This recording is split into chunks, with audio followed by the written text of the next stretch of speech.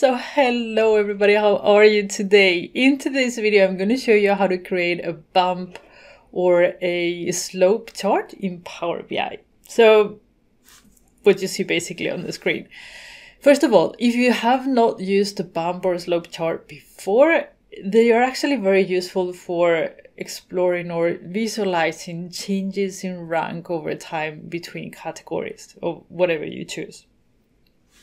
What I have here is category. This is the Northwind dataset, the fictional company that Microsoft provides a dataset for, and they sell all kinds of stuff. They sell the seafood, the beverages, condiments. You can see there on the chart.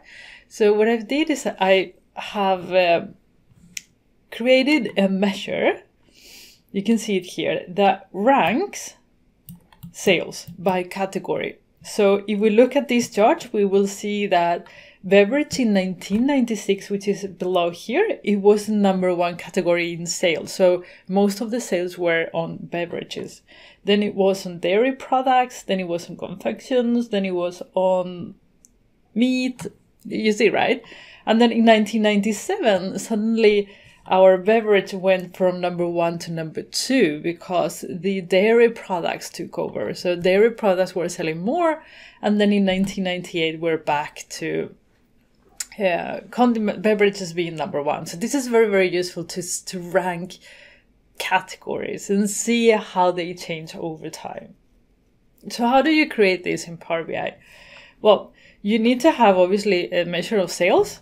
And then you need to create the rank of whatever category you want to use it. You want to rank against. This is, for example, a rank for a category name. So you put rank X, all selected category name. And then if it is sales, if it is quantity, if it is whatever you want to rank.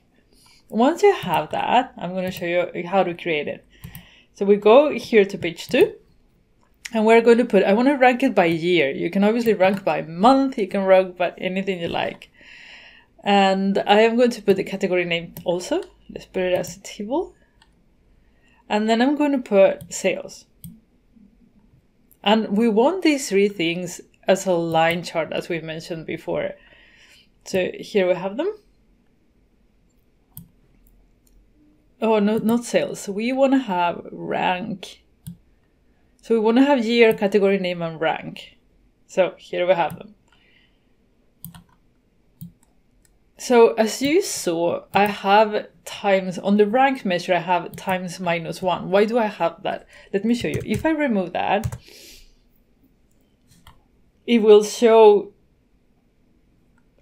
let it count, recalculate. Okay, here. So you see rank #1, the highest rank is beverages. And it shows at the bottom because this is the y-axis, and there is no way to change that in Power BI just yet. The only way you can do it is just go in here and do. I was thinking maybe with the new filtering thing that it would be possible, the new sorting thing, but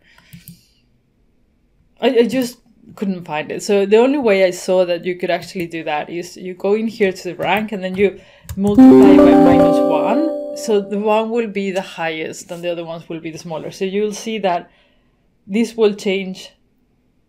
You see? So now 1 is at the top, which is what we want. On this bump or slope chart, you don't want to have, let's pick it up again.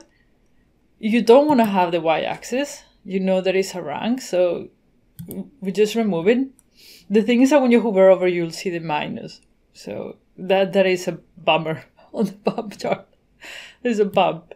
Okay, so let's format this. I like to remember the y-axis, and then I put the legend. You can put it either to the right or to the left. There. Then you can put a title or not. That's up to you. Now, for the marker to appear, the marker is these round things on the lines, right? So for that one to appear, you need to actually come here to the x-axis and then do a categorical.